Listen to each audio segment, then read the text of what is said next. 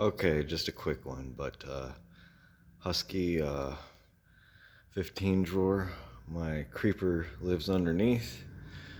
My magnet trays and magnets live on this side.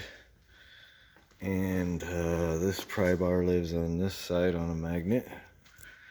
My charging station is up here. I got my light that I usually clip on my hat, M18 charger, infinitum charger, and all my Milwaukee electric stuff lives on the top shelf. I can just grab what I want real quick. I can always have a battery ready to go right there. And then I got all my driver bits on the magnet of the back of the, I guess, hutch area up here. There's another wire handle magnet. This cord comes all the way across, and that is the charging cord for my scan tool. This is just full of heat shrink tubing. We got liquid electrical tape, solder, Teflon tape, regular electrical tape up in there, air tool oil, finger casts. If you work on cars, you know why that's got to be up there. And earplugs, some paper for a printer back there. All right, top left drawer. This is punches and chisels, air chisels and stuff, and a set of chisels and that ladyfoot tool right there. Okay, next drawer underneath that's all my disconnect tools, specialty tools. Here's some claws for doing alignments, disconnect tools for trans lines, O2 sensor socket, grenade pins for timing chain tensioners, clutch alignment tool. This I'll probably never use again. Back in the old days, that was for taking roller handles off of car doors, but also these special tools were for aligning old 90s Firebirds and Trans Ams. I'll probably never use that. Here's a special tool that's for GM upper control arm punch outs from the 80s and 90s, which I don't know if I'm ever going to have to use a punch out tool again, but I still have it for some reason. And then this is my just hammers, and there's a seal puller down there, pipe wrench, heavy stuff in that drawer, wire brush. On this side, let me back up so I can get it all. Here's the screwdriver drawer. There's a rat tail file and a flat file over there. These are probably the two tools that I use more often than anything else, because everything's plastic push pins nowadays. So the Allen wrenches, a couple Allen packs up there, although I never use them. I do use this kit a lot. This is just bits, but you know, it's like every single bit and the safety torques and all that. So I do actually get into that one quite a bit.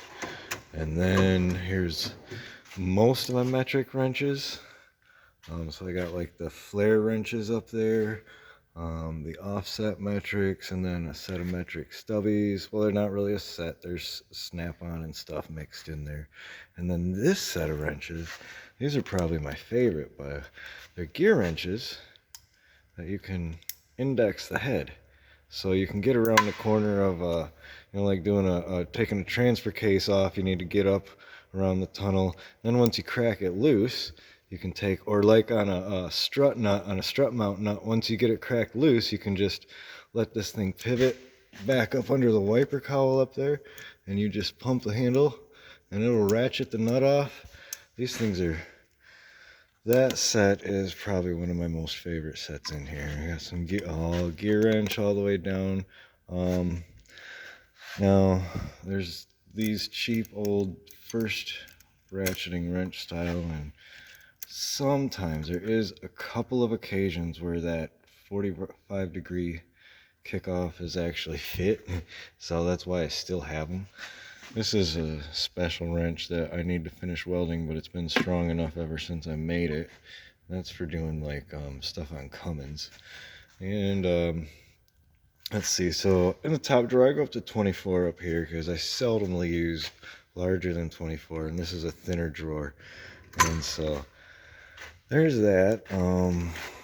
Next drawer down is my pliers drawer, which I'm still waiting on more organizers for this, but you know, I got all kinds of so I got cobras and all the weird specialty stuff. These are really good for getting off snap rings on drive shafts that are up inside the boot, you know. These are great for popping pins, especially on a Chrysler 3.6 they have in the intake. There's one long pin deep down in there. These things, those are clutch for that.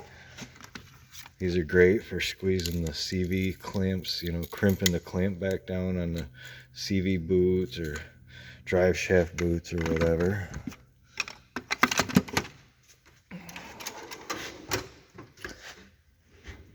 The socket drawer. Most of my sockets. So we go, oh gosh, 3/8 drive on this side. We got American up top, metric down below, deep, shallow, chrome, impact, everything.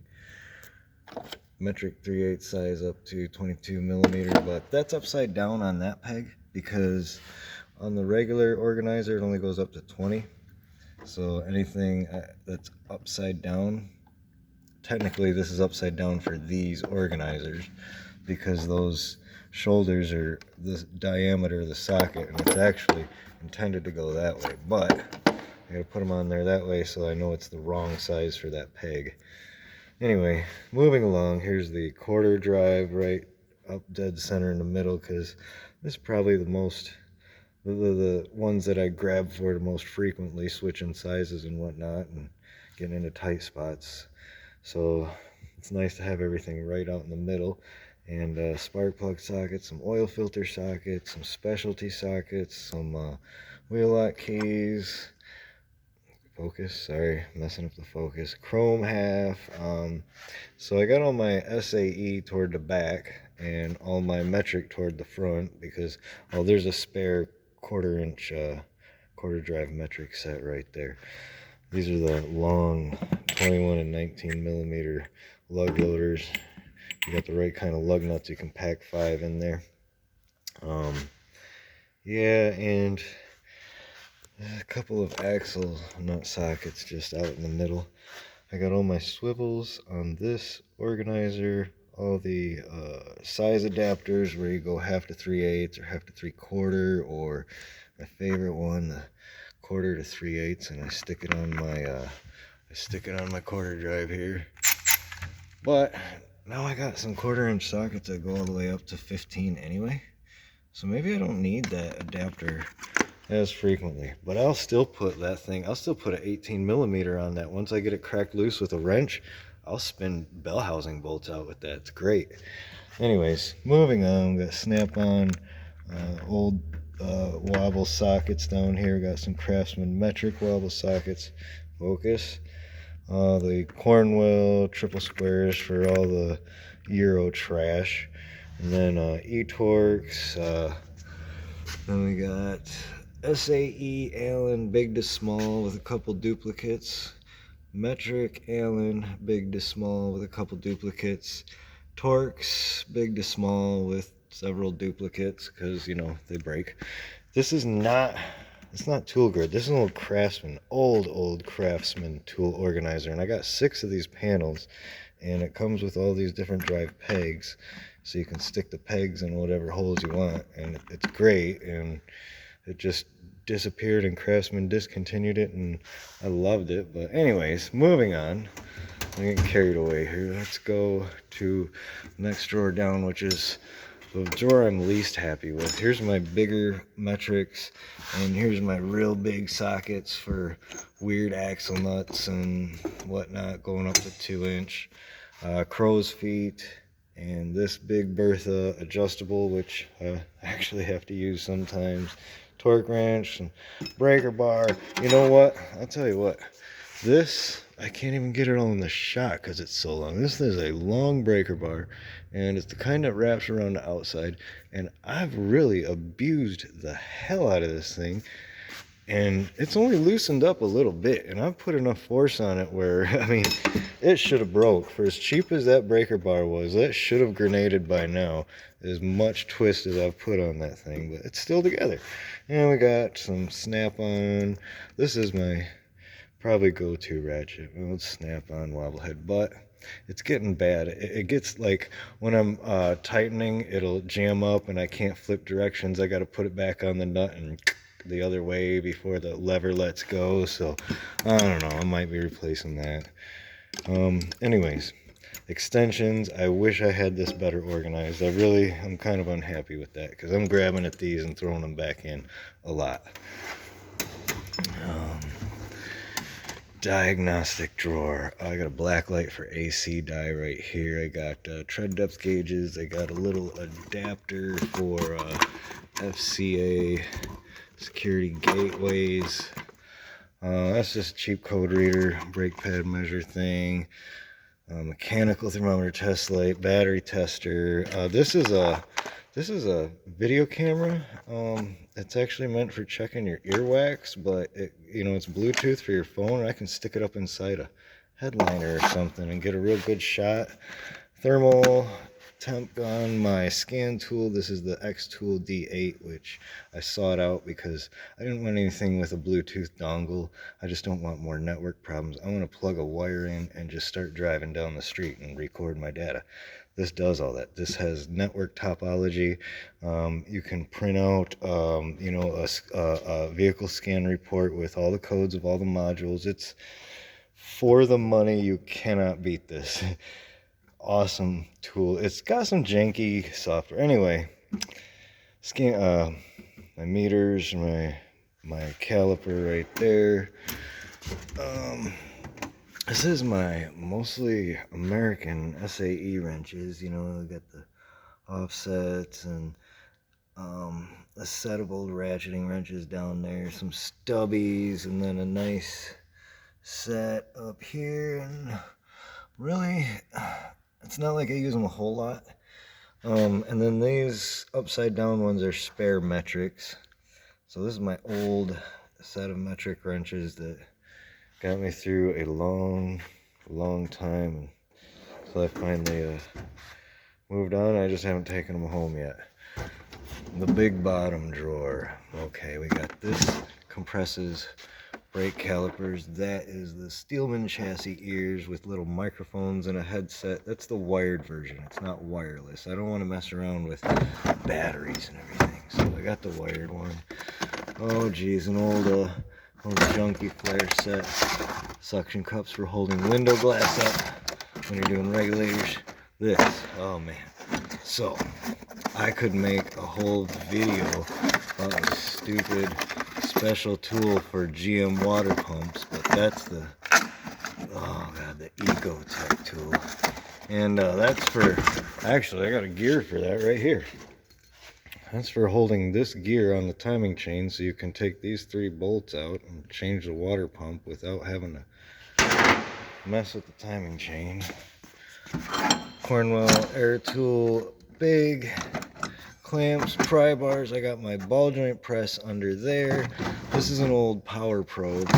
I don't use it a whole lot. I don't know. I just, here's my wheel bearing grease packer.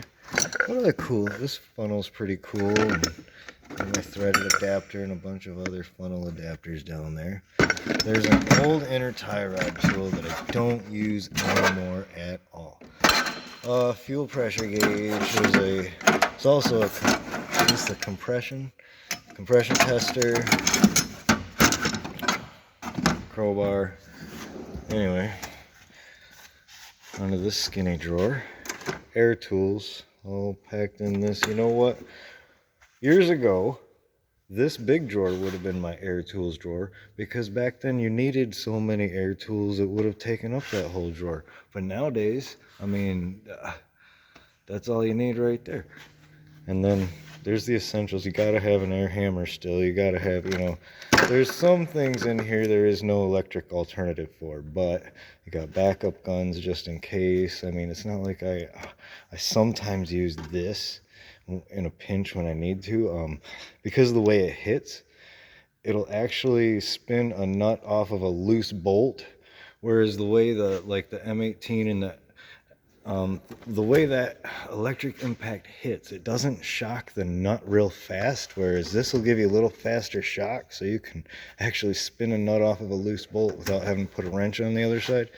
Anyways, I gotta quit rambling. So here is a great drawer. Oh man, this is for I got one down here for fuel pumps. Instead of having to take the lock ring and hammer and chisel that thing around to spin it off, this tool actually fits in those 3 grooves. Put a half drive on there, pop. I mean, usually I get like I get that long breaker bar, and I get my hip up against the gas tank and I just squeeze together, and you can pop on, pop off. That tool is amazing for fuel pump rings. This tool is for compressing valve springs. You can get the spring and the retainer all compressed in there, set it on your valve stem, put your keepers in, loosen it up. It's better than almost all the special tools. I don't know why. I mean, this thing trumps, this replaces so many tools. Oh gosh, the big Pitman arm pull. I had to get the big one for the big Chevys. Oh, this is pretty cool. This is for Subaru ball joints, because the Imprezas and stuff, they have this captured pocket that the ball joint presses in with a little ring, and this cup will actually thread onto the ball joint stud, run that bolt in, and it just sucks the ball joint out of the lower control arm. There's no way to hit it from the top because it's encapsulated. What else is cool in here? This is pimp. This is an inner tie rod end tool. You put a half drive extension in there and your long ratchet, and you slide this down over the entire inner tie rod end. There's no forks and long tubes and cups. And when you spin it, it's like a pipe wrench, that little thing. Now, and the thing is, this is cheap Chinese one. This will actually fit over the Ford inner tie rod ends, whereas the expensive Snap-on one, and I think even the one from the Cornwell truck, they're not a clamshell. It's like 2 rings, but they don't really fit over the big Ford inner tie rod ends. They still don't work on those. This one does. So this replaced all my inner tie rod end tools, which is awesome. Oil filter stuff, wrenches, pliers, Toyota oil filter cup, because you gotta have it. Coolant tester. Oh, here's this, something I did forget about. This right here is the stinking, you gotta have these nowadays because of all the direct injection. And this is a little tool for the direct injector seals to get them back on, and like sometimes you actually gotta shrink the Teflon back down, whatnot. Some of them direct injectors even have like carbon fiber, graphite, stupid seals, and it's anyways, special tools. And this is drill bits and, you know, like a lot of like what I consider consumable stuff. These, okay, I'm gonna let you guys in on a secret. These will eat through a wheel stud. They'll eat through I mean, you know how when you break off, like I broke a wheel lock off. Well, somebody broke a wheel lock off, and so here's the wheel stud remaining. See how that's all drilled out? So the story is, it was just this acorn busted off around the stud, and I started drilling it with regular drill bits, and a drill bit broke off inside it. Look at, here's the chunk of the wheel lock. Anyways, the drill bit broke off inside it. I ended up figuring something out about these. They're meant for glass and tile, but it actually drilled up the old drill bit that was busted off inside there, and then it chewed up the stud. I burned up a set getting that stud out. I burned up a set of these drill bits, but it saved me. It ate it up fast, and so I keep a set of those on hand for the next time that happens. I hate that this keeps going out of focus. This is an AC oil and dye injector. I had one before. It was like 140 bucks, and it worked so smooth, and it was great. And, you know, I don't know, it got lost or broken or permanently borrowed. I got this one dirt cheap off of Amazon, and it sucks. It's so rough to use. The little end down here doesn't seal up good. You get your AC oil oozing out of here when you're injecting it. The coupler sucks. If I get another injector, I'm spending the money again and getting a real one. Bottom drawer down here. Oh man, this is all my blow molded stuff. So I got here. This is the cooling system pressure tester. This is power steering pump pulley remover and installer set. This is my leak down tester, which I don't want to open because the hose will pop out and take a bitch to close back up, but you gotta trust me. This is a brake line flaring tool, and it's not like what you're thinking either. This is kind of an odd tool, but it gets in some kind of strange places, but it takes a talent to use that one. I like the other hydraulic tool better. It costs more, but it takes a lot less skill. That one takes some skill. This rethreading set. This is harmonic balancer puller, the 3-jaw. And this is old, so this has a little bit fatter teeth. The newer ones, you get a little skinnier, it's a little sharper tooth on there, and they get in a little tighter on. They just get a better bite on some of those balances. This one still works, you just got to get it exactly perfect, whereas the newer ones, they're a little sharper, and I just need to upgrade. Anyway, this thing down here, there's another cool tool that I gotta show you guys. It's a lifesaver. There it is. It's this hub puller thing, man. When you got a stuck wheel bearing, you can bolt that on 2 of the studs. This nut goes through the square. You go right up against something solid, like you can go against the caliper ear, but I wouldn't. I usually try to get like right where the strut goes into the knuckle or some solid area, and drive them, pulls wheel bearings out. Works better than the hub shocker. You're not dealing with a bunch of weight swinging around a mallet. And even when this one's struggling, I just put some tension on it, and then I'll like hit around the knuckle with the tension on it, and it starts to let the wheel bearing loose. The shock wave going through the knuckle starts to let the wheel bearing out. Anyways, I ramble too much, but that was the down and dirty quick tour of my toolbox. All right.